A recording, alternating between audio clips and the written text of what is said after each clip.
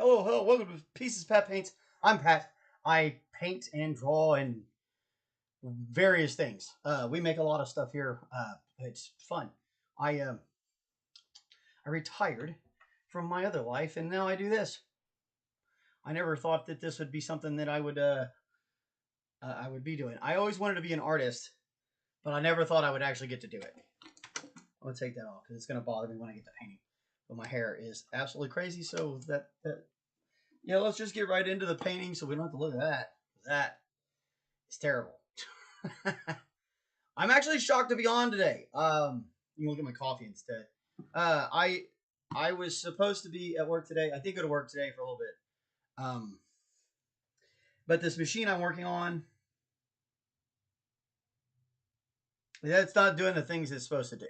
So I'm not really sure if I'm not really sure what I'm doing wrong with it. So I'm sending some stuff over to the manufacturers in China because it was doing it and then it stopped doing it. And so I'm like, okay, well, what's it doing wrong? So we're gonna figure it out. Anyway, today here on the show, we're gonna get back to painting on our two pieces here. We have this lovely Harpy, which is it's gonna be great. Still working on these tips. It looks a little bit better when you come down. You can see how much brighter they really are. The tips are a lot brighter. I'm kind of keeping up with that kind of Harpy idea. And then under here, we'll probably go.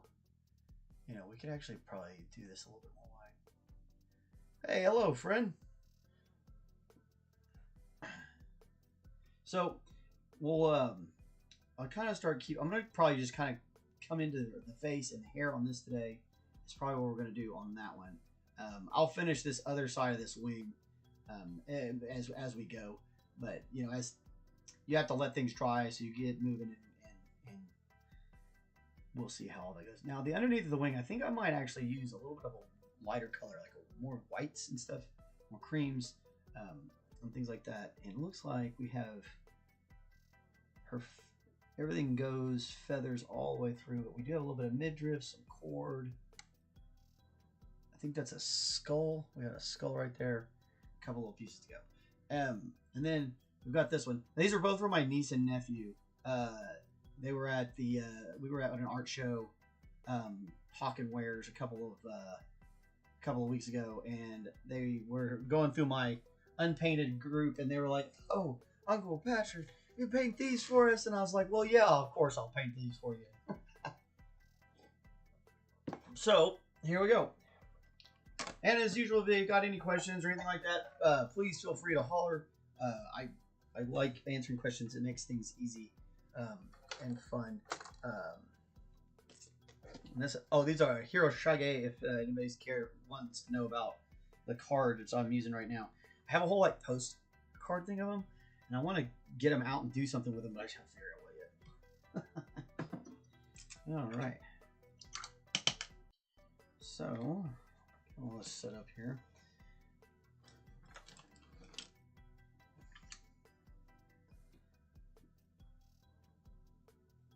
So with flesh tones, if you're going for, we're gonna go for it's kind of a Greek tone, so I think we'll need a little bit of the pale terracotta, and then we'll probably we'll probably just darken it up with a little bit of our umbers, or a sienna from there. So we're going to use a pale terracotta as our for skeletons. So whenever I'm doing bones, I use what's called Naples yellow, and that's going to be this color here. Now this you can get this in a variety of different types. It really depends on what brand you like, or because everyone is going to have a Naples yellow. This is what I use here. Now because I do a lot of other types of art, most of my paints are a little bit thicker than. Be careful there. They're a little bit thicker than what most people normally use. I learned how to teach or learned how to paint watching Bob Ross. So most of my actual art skills, and my aunt was an artist, but she's an oil painter. She was a big time artist in New Mexico, and so I spent a lot of time learning from her and stuff like that. But when I was a little kid, the very first person I learned to paint from was Bob Ross. So I keep all the same stuff that I've always used for Bob. I didn't have a Bobby. My son got that. I don't actually usually buy Bob Ross material stuff because the guy who owns it isn't actually as nice to Bob Ross, or Bob Ross's family. But so then that's going to be your base coat. So hold on just a second. You can see one down in here on this other piece I'm working on. This guy's got it. yeah. Actually, I have a Bob Ross Mage to 3D print. I'm going to do that pretty soon. And we're going to do one. Somebody made a Bob Ross Mage. And so I've got to do it because I need one of those up there with everybody else. So once you get your bone on there, I come back with a darker brown, and I turn that into like a wash, and then I let that fill all my recesses. And then from there, you can just come back with your Naples yellow. Since you asked, let's just go ahead and do this. That's the best part about lives. Like we get to kind of do whatever we want. You don't have to have quite as much of a format. So if I'm trying to get some highlights, I might, I'm going to try to come up here and bring that back out a little bit.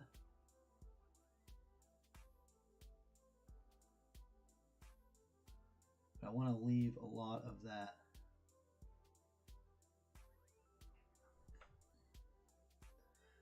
There we go. Sometimes the camera don't like to get focused in quite as much. I really want to leave a lot of that down in the crevices. Leave that brown as a shadow. And that's really going to help accentuate some of the details and bring some of that stuff to life for us. Be careful. A little bit goes a long way if you're doing miniature paint. If you've ever done miniature painting before, a little bit can go a long, long way. But I know, like Army Painter has a color that's very similar to this. There's just like desert sand, something like that. I'm trying to remember what the one is on Citadel. And all those guys, they what they're doing when they name their colors, for anybody who's wondering, what they do is they name something they can copyright, so that their particular formula is theirs, and then they can market it and blah blah blah blah blah. With Warhammer, it's definitely all about this marketing scheme that they think is working out. I don't know that it is or not. I don't know that they definitely seem to be doing better than they ever have. But I think that has a lot to do with just the longevity of it, and I think a lot of the new Warhammer stuff comes from the video game Space Marines. You got a lot more people involved in that, You know, in D&D, it just recently gone through a big heyday, and it's kind of having a little struggles, and it'll come back. And things will always kind of change and ebb and flow there. We're getting real careful. This brush is pretty dry. And just real gentle. Bring out these little toes. Toe bones, not even actual toes. But that's part of the thing when you really get deep into working on miniatures or working on art pieces in general, is you start finding the color combinations and the things you like, and you might enjoy what I'm doing, and then you may find some other techniques that down the road you're like, oh, I like this too, and then you can use both of them. Sometimes you want one to look a little this way, sometimes you want one to look a little more that way. This guy's going to have kind of that Egyptian look to him, obviously, just based on his weapons and shields. So we're going to try to keep it towards that look, bleached bone. But I don't know if I want to go all the way to like white. Now you could always come over the top of all this with another white, with like especially on your highlights. You know, highlight a lot of stuff white, and you'd have a real great look. But that's not absolutely necessary. You know, we've got a great look here. There wasn't much work we had to do to bring it out. Boom, boom, boom, boom, boom. We'll do this back on the spine a little bit, but I think we're pretty close to being able to move on to some other colors.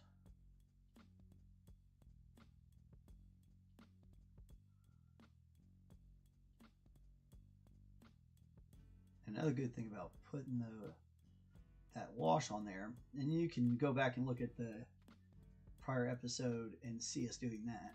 It really helps you kind of know where to put your highlights and your accents, because it fills in those crevices for you.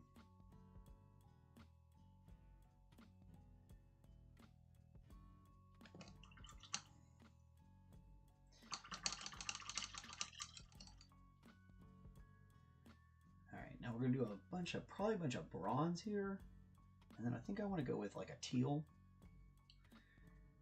That should really pop this miniature out. So let me think for just a second and take a look at what we got. So we definitely get some metal here. That's metal there. Metal here. Shield. This, we might have this a different metal. We might make that out of something else. But he's also got greaves. This looks like a jewelry band. Some of this looks like bandages. And the bandages, that's another reason why we might not want to go with like white here, is because if we go with white on the skeleton itself, then we don't have a chance to do white on any places where it looks like he's got bandages. So now we can bring in a white, and it's going to give us enough of a contrast to be able to tell between what's skeletal and what's the cloth, you know, the linen, whatever we want to call it. And I don't want to make all this the same colors as we're making his tunic and his what do you call that, a serape? I know this is your tunic, and then you know what, I guess a serape, right? I don't know. Okay, so this here is a phthalo blue, I think. It's either phthalo blue or deep clear quartz. What was that? Yep, phthalo blue over here. We got leather. That's a leather strap. We're gonna phthalo our big cloth pieces as our base color. That way we can come back with the teal and really pop this guy up.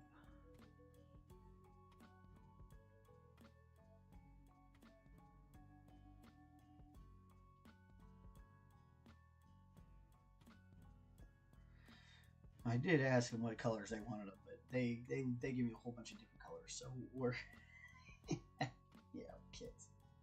So we're just gonna get into that.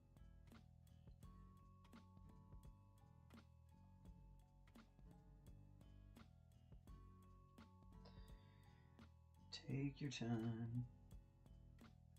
Especially since we've already put down work. You want to be very careful around the places where you've already done something. Now the belt is going in right there. It looks like right here. So that's going to be difficult to get to. But luckily that's kind of in the shadow and behind things. So we're going to be all right. It's not going to be too much of a challenge for us. And if you flub it up a little bit and it's all the way back there, most people never notice you did it. So don't worry about it. Definitely got to have some places where you just feel like you can spare some, you know. And that goes for every model. Every model's got little areas where don't focus so hard on that. You know, it's not like you're making a costume for somebody and you're trying to make them feel special, so you're doing a detail on the inside that nobody will see. You know, every now and again you want to do a little bit of the cult of the hidden paint stuff, but don't get yourself so worked up or worried about things. Actually, probably metal there. That you're not completing tasks. That's it's easy to do that. Is that?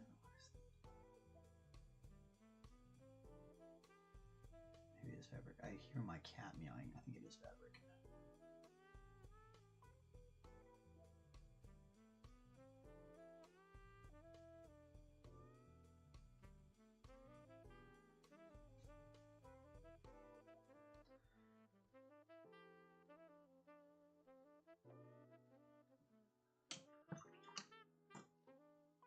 I swear I'm going to break this thing. That's one of the reasons why I just wanted to get it painted, because I was like, I got to get this thing off my workbench. I'm going to break it. That Harpy is just trying to get broken.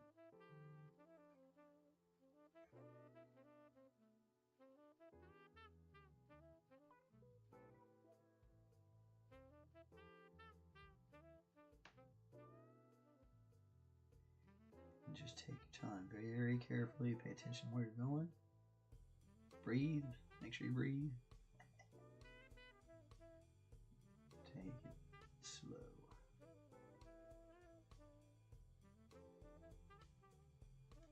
Oh, I mean, that's another thing. Everybody's got their own speed.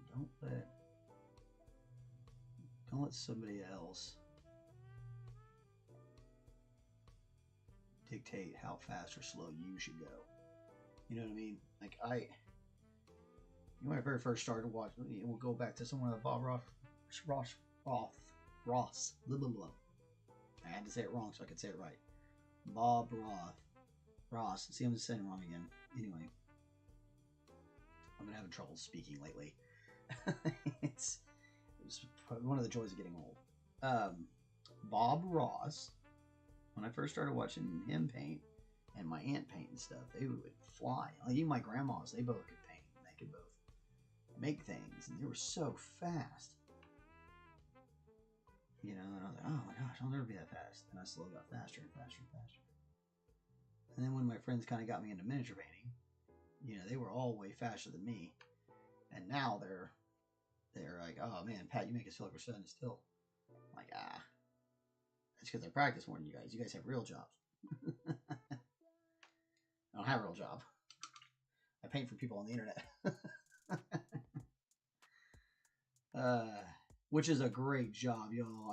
I really enjoy it. I really do. Hopefully we can get some likes and subscribes. If you like what we're doing, definitely hit all those buttons for me. It just makes me happy. Don't do it for any other reason. That's the only reason that matters.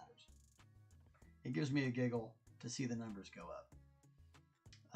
It is going to be fun though. I think we're like 20 away from the 500 mark, which is cool. At 500, I think I'm gonna pull out a big model and build it. I have this car that I want to build. That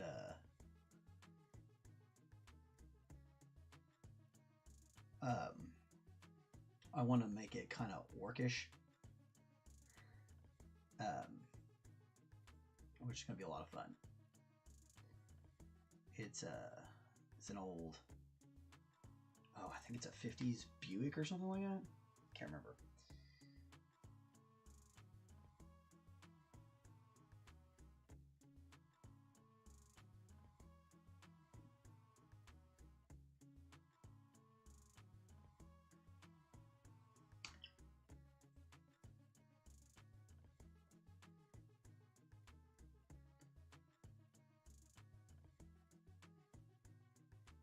Switch over to the bigger brush here. That's a lot of territory.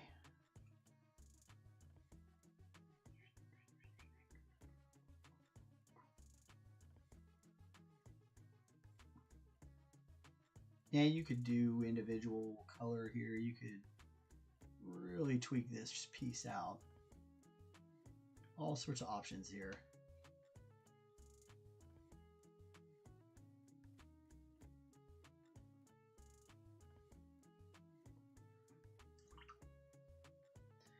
I like using the brass or the bronze colors to do this, because it's, especially for something that's more Egyptian. See, they'll be they're Bronze Age, you know. They were Bronze Age powerhouse, and so something that's old or skeletal and with that kind of motif should definitely be, you know, Bronze Age. And it's not like he's a pharaoh, he's just a soldier. So we give him a bronze shield.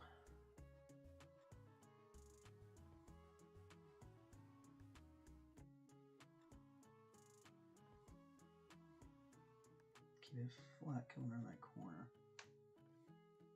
And then just try to make sure it's all coming in the same direction. Now, of course, you could always get airbrush or whatever. And we could have airbrushed it all bronze and then blah, blah, blah, blah, blah. That's all things you could do. But not everybody really has an airbrush, wants an airbrush, has room for an airbrush. So, and I say that like every show, I think. But for my airbrush friends, yes, you could make this a lot smoother with an airbrush.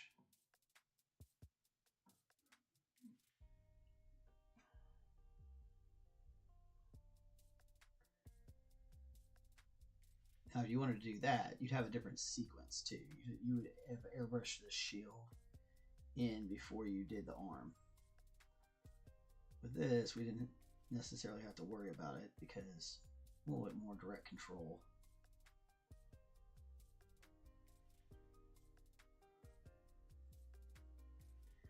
And I like to think that we're doing a lot of that beginning artist guy, you know, where you're the folks that are kind of trying to dip their toes in,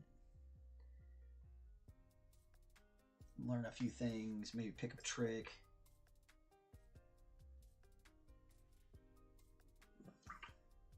That's what I want. That's what I've always kind of wanted these vlogs to be, is just, you know, a place where people could come and chit chat, ask some questions,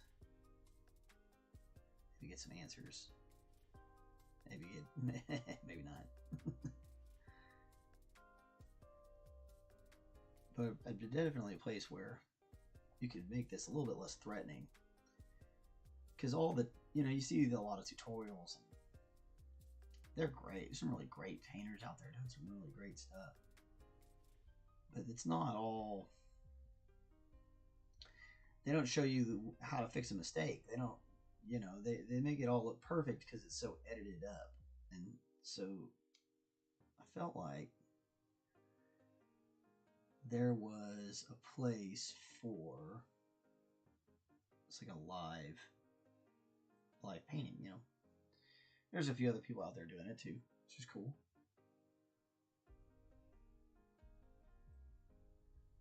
But there's not a ton of people painting miniatures live. It's not a huge community. Most people paint them and then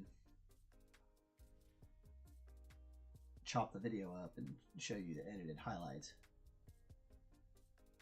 I don't know how to do any of that, so that's another reason why I do it this way.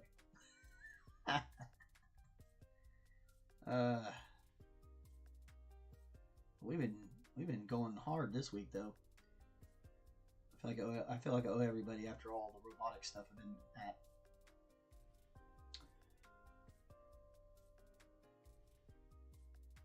But it's exciting. Well, between that and physical therapy, I've been really busy. Crazy how busy I keep forgetting. Okay. Alright, so this, we've got a metal plate there.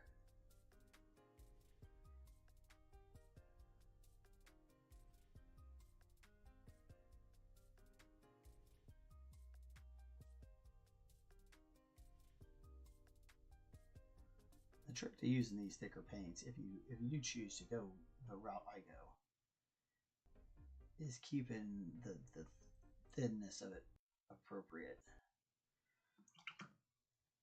It's very different than working with, you know, paints that's specifically designed for miniatures. Like, they're paints that are specifically designed to do this. They have a different flow and they have a different look though too. So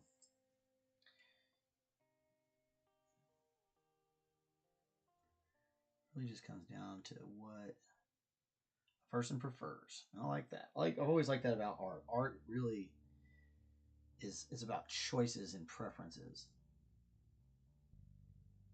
I think that's what Picasso was trying to explain. A lot of his art isn't, it's choices he was making to do a certain thing a certain way that made it so intriguing. It's not necessarily that it was extraordinarily technically good. It was just bold and daring and thought-provoking and done in a different way to, you know, bring about an effect. And it worked. And people can say what they will about it, but it definitely worked. People paid attention. People talk about it to this day. That's what's cool about art. Love some art.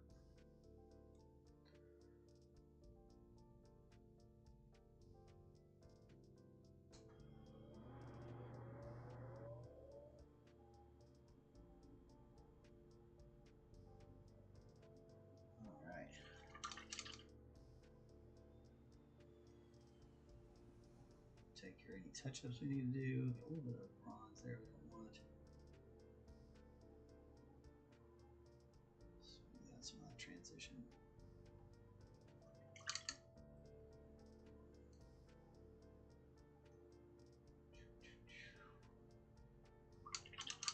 "32 minutes in. It's time for a drink break.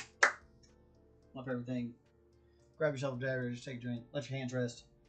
30 minutes is good. You should always try to, they really say 30 minutes of rest for your hands when you're doing miniatures is a good thing.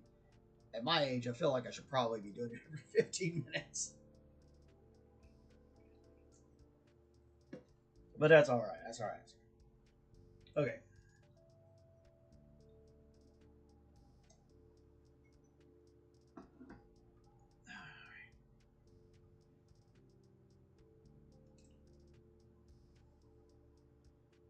Alright, so I'm gonna go with my favorite leather color, Earth Sienna.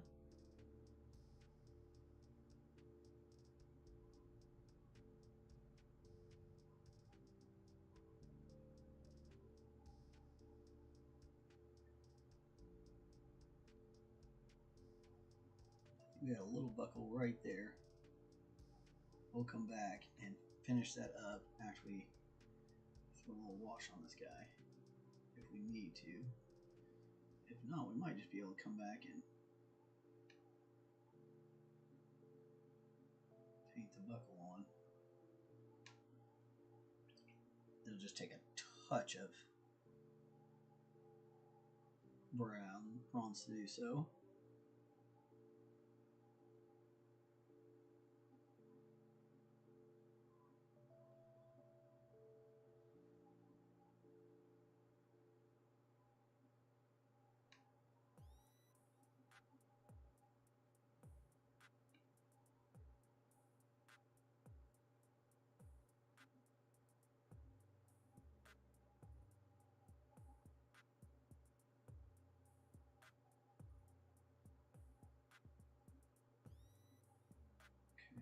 Now, I'm going to do these part of the leggings as leather.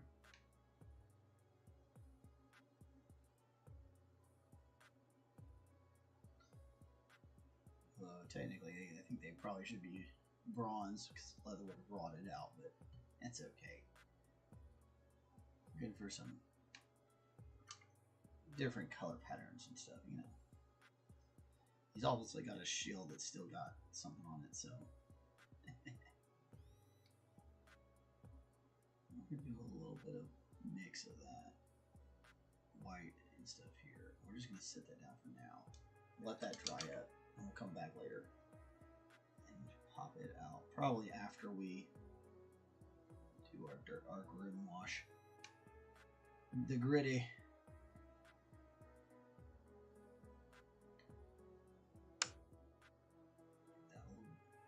This one definitely feels like it should be leather.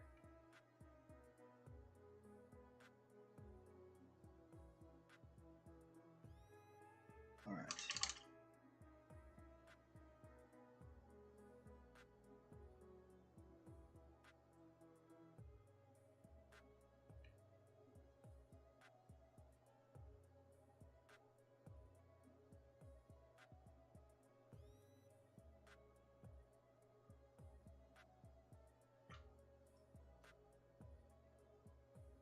This is the burnt sienna here for the wood.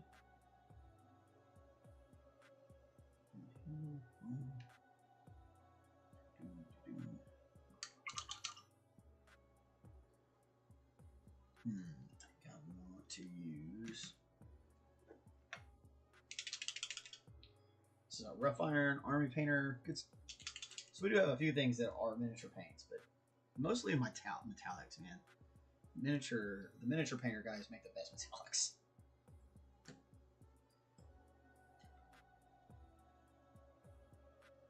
Okay, so this is a rough iron.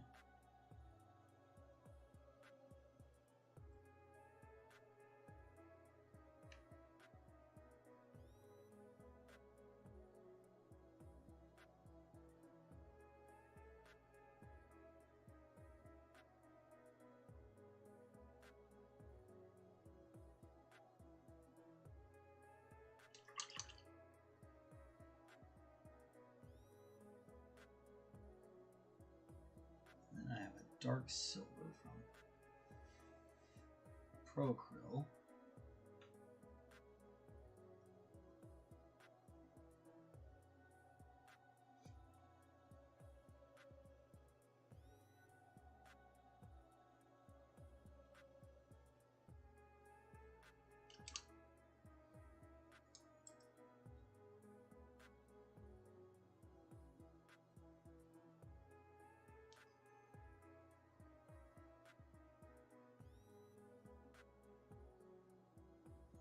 Just like that. And then we want to just barely touch the edges.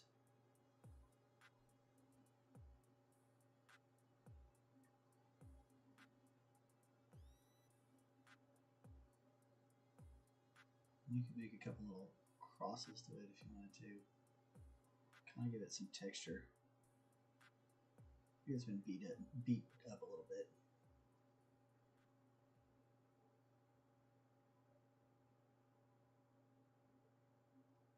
Be careful. Don't do too much because then you're going to cover up all the. It's so hard to see what's going on down with all the reflections from the light. Now it's going to kind of between the rough iron and the dark silver, it's kind of got a beaten up look to it. Come on, focus right here. It had it, and now it's acting crazy. There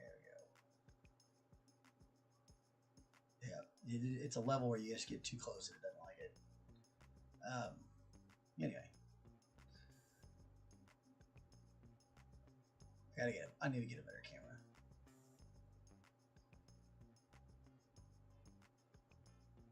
Ooh, looks great. All right. Oof. All right.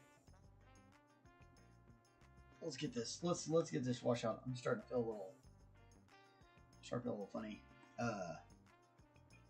But I want to get this metal wash on him. So let's get that done.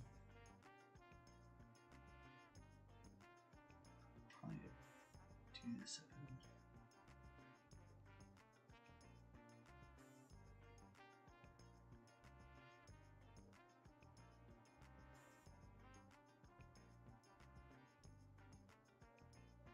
This is definitely some sort of metal piece.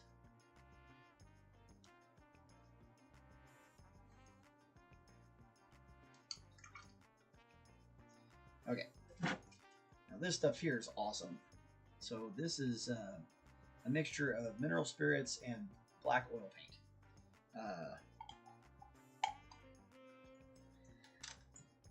It varies on what exactly you want it to do. You can make it a little thicker or a little thinner, just depending on how much of it you want, or how thick of it you want it, how thick you want it to be, how much you want it to run. The oil paint makes the actual color. But the mineral spirit strips the oil paint down and makes it kind of grimy. And it also adds its ability to find all your recesses. Similar to what they call null oil on in 40K. Or Games Workshop products, I should say. Not necessarily 40K. They use it for everything. You can see that just goes right on there. Boom.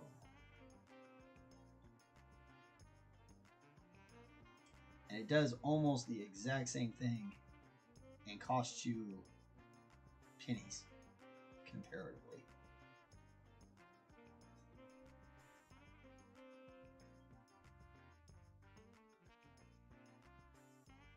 This is probably one of my best tricks. As soon as they started showing me the non-oil and the washes and stuff, my friends that were painting, I was like, we could just make that.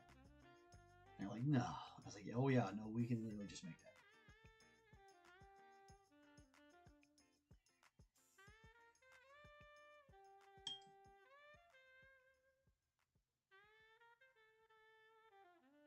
Okay, so we'll come back. I'm actually going to do his arm on the inside because it's going to help us shadow it up a little bit.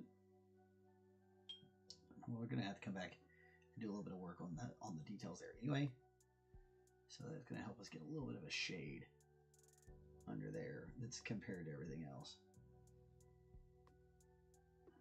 It even works on leather.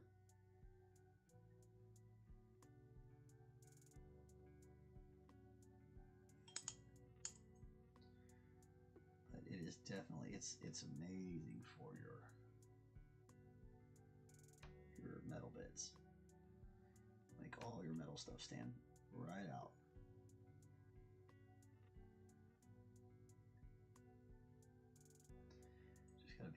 Just make sure you're in control of it.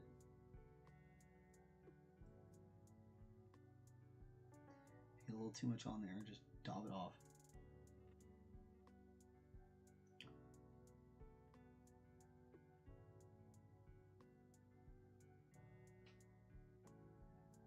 It's like instant contrast. Oh, my poor kitty. I gotta go let him out. Let him in.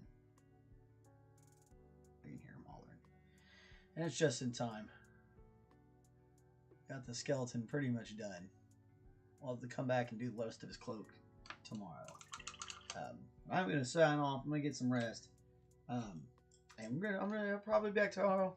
I doubt we'll have information from China before then for me to go back to work. So, you know, I'll be here doing this. Thanks for longing us. That was awesome. Really appreciate you guys coming by, friend. Hope everybody has a great day. Be careful. Be safe. Take care of yourselves. Be nice to yourselves. Be nice to other people. Be nice to people you don't know. Spread some goodness. You know, we'll talk to you later.